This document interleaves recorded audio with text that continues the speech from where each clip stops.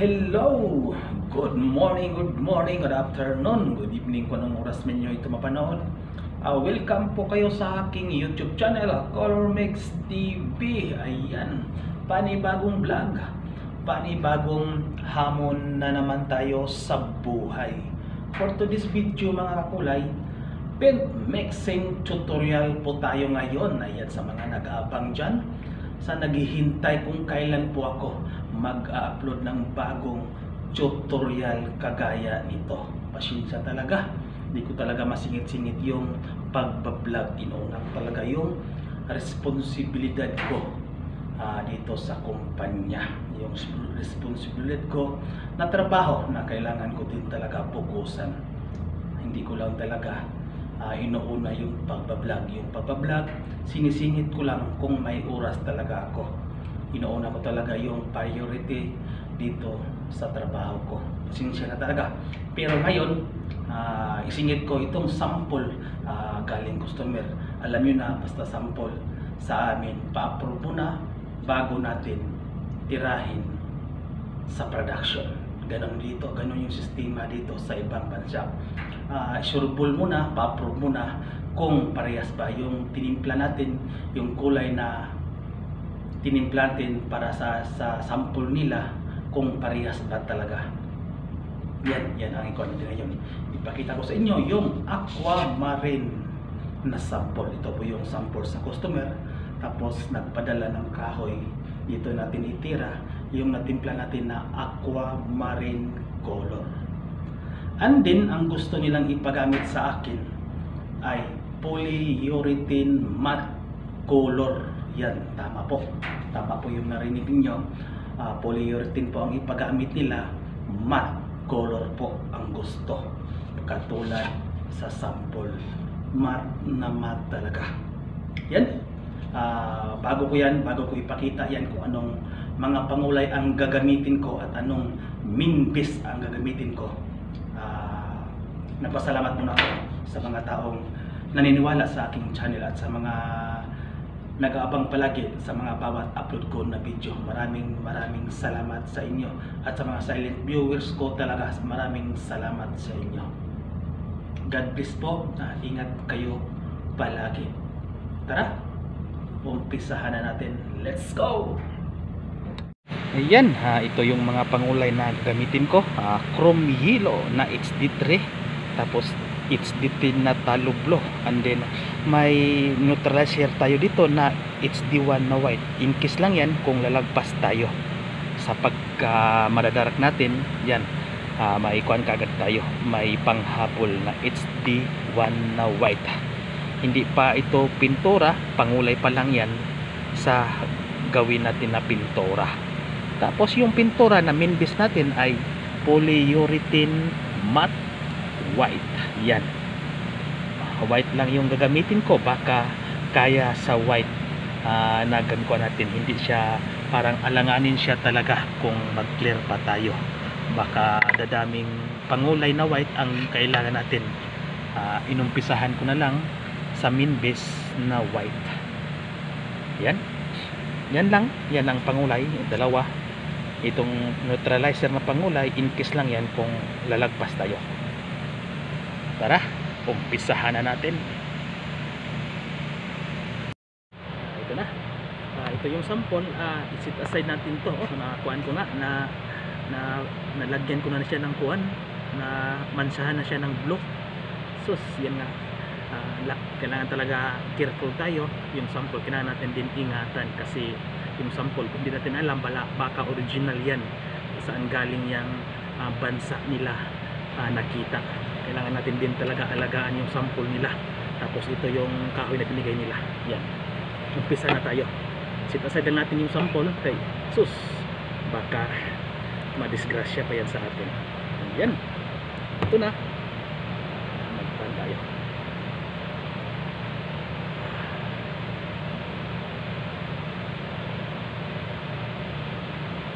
Kuhan ko pa yung sample. Yan. Sa mga baguhan dyan, dahan-dahan na po kayo talaga sa pagtitimpla ng mga paglagay ng mga pangulay, kasi hindi natin alam, baka matapang yung pangulay na nilagay natin. Dahan-dahan lang po. mas maganda yung dahan-dahan lang, at least sigurado. Unang patak, it's the tin na blue. Yan, halo-halo lang.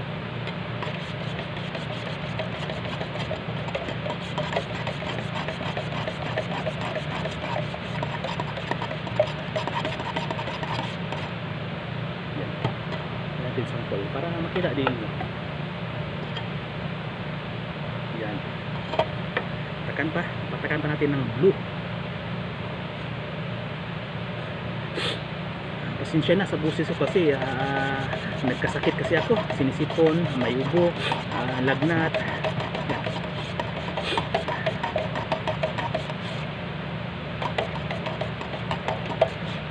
Patakan natin ng chrome yellow na HD3. Dahan-dahan lang po talaga, ha.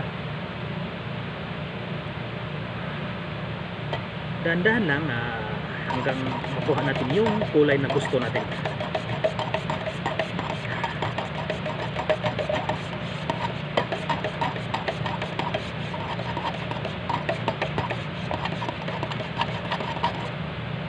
Layo pa, dagdag pa tayo ng blue.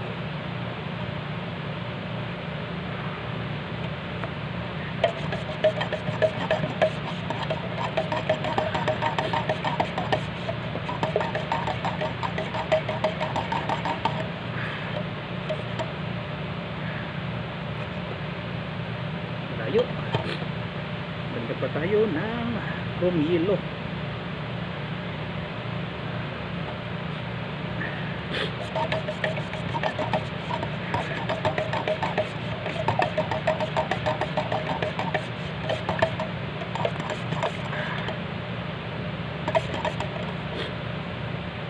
Blue pa, ayan, dagdag pa tayo.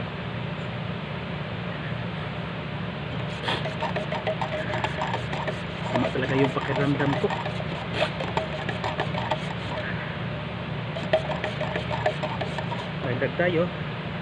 Dagdag pa tayo ng chrome yellow. Yan, ito lang yung pabalik-balik natin na dalawang kulay lang.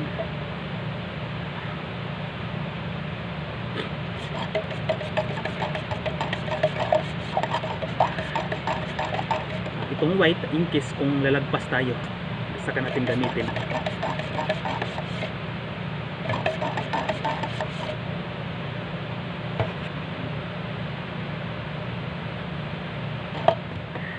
Blue pa, lagyan pa natin ng blue.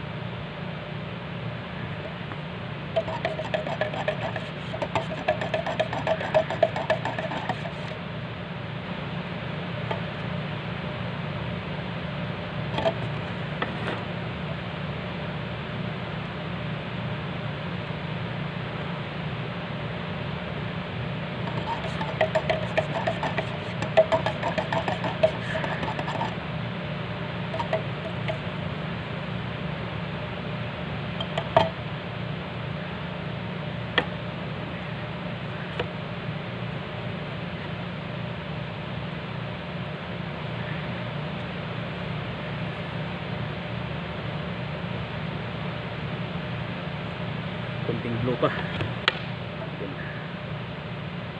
Tapos spray na natin.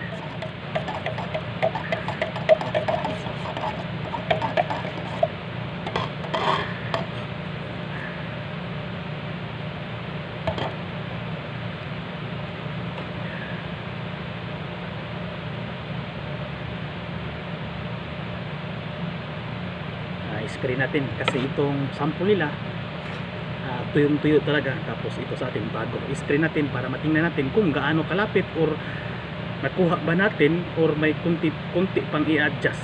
Tingnan lang natin, ha, para sigurado talaga, para makuha natin yung order talaga. Tara, spray room tayo. Ay, ako lang pala sa spray room. Let's go. Ito na, nasa spray room na po tayo. Ayan, spray na ba tayo? Spray na natin yung natimpla natin na kulay. Yan. Ito yung natimpla natin. Pasensya na talaga. Kuhaan talaga. Iba talaga, masama talaga yung pakiramdam ko ngayon talaga. Pero kinakaya talaga. Yan. Ito yung natimpla natin. polyurethane na double component po yung pintura na pinagamit nila sa atin. Polyurethane matte color. Ayan. And then ito yung kahoy. Tapos ito yung sample. Nakuan ko na nga na namantsahan. Nga talaga ingatan talaga yung sample natin sa customer talaga. Yung talaga ang kuan ko talaga. Isang advice sa inyo, sa mga mixer dyan, ingatan nyo yung sample talaga. Yan. Tapos ito yung kahoy na pinadala nila. Set aside natin talaga to, itago natin to dito. Yan. Yan, ito yung kahoy. Tapos ito yung natimpla natin, kukuha lang tayo na pang-spray. Tapos yung sobra nito, ito yung control natin. Or ito yung pag na-approve, gawa natin ng formulation. Tapos ito yung control natin para production. Yan.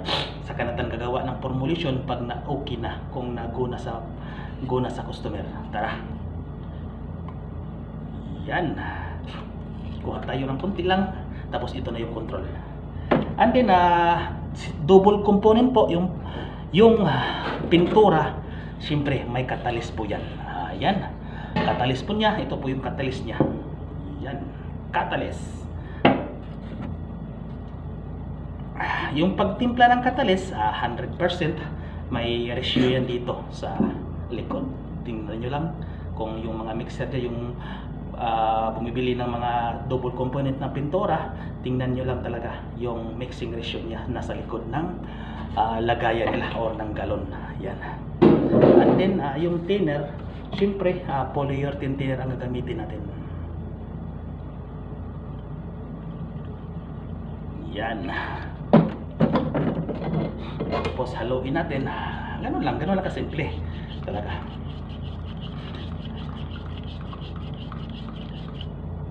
Yan. Tapos, i-ready natin yung mask natin. Safety muna tayo.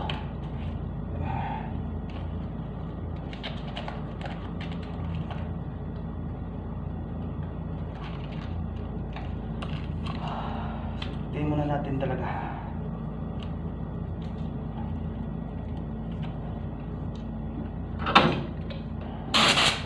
Oh.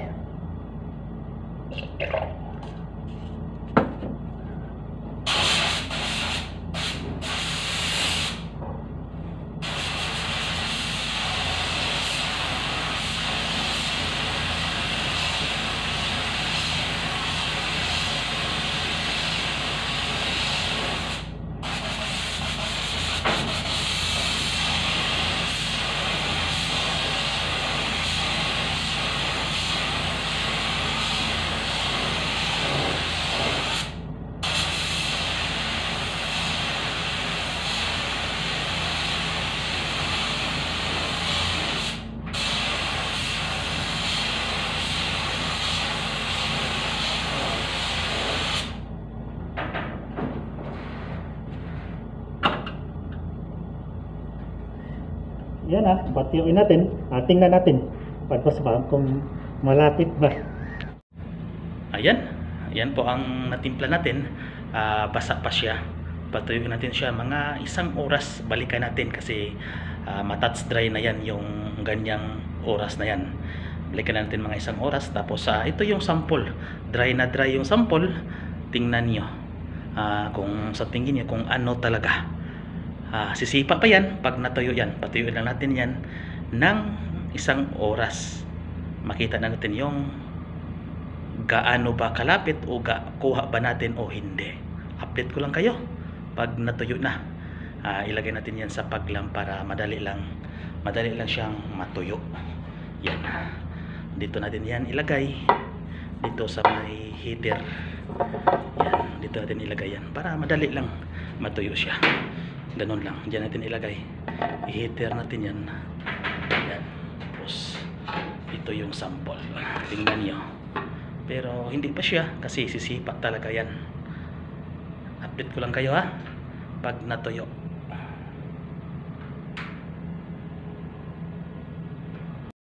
Ayan. Ito na. After sa 2 oras natin pinatuyo. kuan talaga, 2 oras natin talaga siya pinuto para tuyong-tuyo talaga siya. Yan o. Yun, yan na po ang aquamarine. Yan po ang aking natimpla. Tapos tingnan natin yung sample kung gaano siya kalapit. Yan. Ano sa tingin niyo? Yan, yung sample kasi hindi ko alam kung anong din ang mga pangulay na ginagamit dyan. Sa akin din iba din, magkaiba kasi bawat factory, bawat kumpanya, iba-ibang pangulay ang ginagamit. Depende na lang kung paano mo siya bigyang buhay. Ayan, ito yung tinimpla ko, tapos ito naman yung sample. Ikuha natin, nasa 98% or 99%. Tingnan ninyo, kayo ang humusga kung sa tingin nyo maapurba o hindi. Yan talaga. Yan ang aquamarine polyurethane matte color. Yan sa tingin ko ma-approve siya kasi medyo buhukan talaga yung diferensya, hindi talaga siya magkalayo talaga. Yan na po ang for approval ko. Ito na po yung for approval. Ito yung for approval ko, at ito yung sample. Ayan. Maraming salamat sa inyo. Maraming salamat sa nag-aabang, sa palaging sumusunod sa aking mga bawat upload na mga tutorial kagaya nito. Salamat sa inyo talaga, sa mga silent viewers ko dyan. Maraming salamat sa palaging panonood sa mga bawat upload ko na mga video kagaya nito, sa mga kagrupo ko dyan na It's a Thai Family version 2.0 and then version 3.0. Shout out sa inyo. Yan na po ang aquamarine polyurethane matte color. Yan, hanggang sa muli, sana suportahan nyo palagi yung bawat upload ko ng mga video, ng mga tutorial or mga design kagaya nito. Salamat sa inyo. Bye bye, God bless.